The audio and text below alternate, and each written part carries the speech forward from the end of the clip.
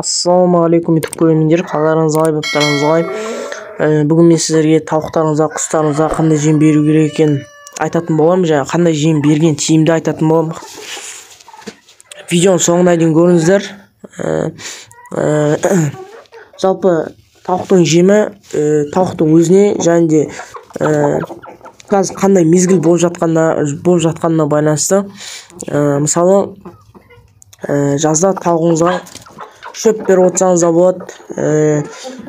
Мысалы, күні бойы тауығыңызды далаға жайып қойып, содан кешке кіргізгенде бидай берсеңіз болады. Жазда ешқашанда жүгері, ячмень дейтін нелер бермеңіз, себебі жүгері бізде белок, ол тауықтың денесін жылытады. Біз білеміз, жазда күн ыстық, тауықтың денесі жылығаннан, одан да күн ыстық болғандықтан тауық енді ішінде кальций, калий, бүкіл заттарды изнашиваться етіп кетеді. Енді бір сөзбен айтқанда, сол себептен жазда тек қана шөппен кешке жақын бидай беріп отырсаңыз да жетеді өзіңіз тауықтарыңызға.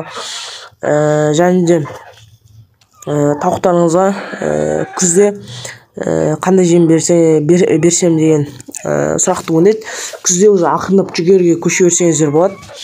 Жүгері немесе тауықты тудырғызатын несушка жемі, немесе тағы да басқа комбикормдар алып беріп отырсаңыздар болады. Себебі бізде күзде жаңбыр, жалпы сырость, тауықтардың ең көп ауыру күзде болады. Аяғынан суық өтеді. Жалпы суықтың көбісі күзде болады, және қыста болады. Енді қыста таза таңертең жүгері, кешке жүгеріге рыбий жир араластырып берсеңіздер болады қыста. Және де қыста көбінесе тауықтарыңыз қорада жүре берген жақсы. Енді өзіңіздің ауа райыңызға қарай, мысалы, ауа райы сізде минус болып тұрса, мысалы минус 10-15 болып тұрса, тауықтарыңыз сол тауық қораның ішінде жүре берген жақсы қыста. Көктемде болса, енді көктемде уже ақырындап күн жылына бастайды, тауықтарыңызды жиі шығарып тұрыңыз. Жалпы далаға жиі шығарып тұрыңыз.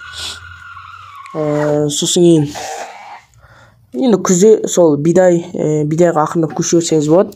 Бидай мен жүгері араластырып берсеңіз болады. Енді мен қазір өзім қандай жем беріп отқанымды көрсете кетейін. Бағана дейтін тауықтарымды далаға жайып алған болатын. Қазір бізде сағат 4:30 болды. Бағана сағат 2-лерге таман тауықтарым жайып алған болатын. Күн жылы болған ол кезде. Міне мен қазір өзім тауықтарыма таза жүгері беріп жатырмын. Мынау ішінде кішкене мынандай нелер бар, қоқым-соқымдар бар. Олар түгетпейді. Оларды тамақ бергенде алып тастап отырамын. Жалпы мынандай бір сөз айтқанда жүгері беріп жатырмын қазір өзім тауықтарыма. Так, жаңа дейтін тауықтардың бәрін кіргізіп тастадым. Так, қазір светтерін жақып қойған болатын. Қазір енді мына китайскийларын кіргізем.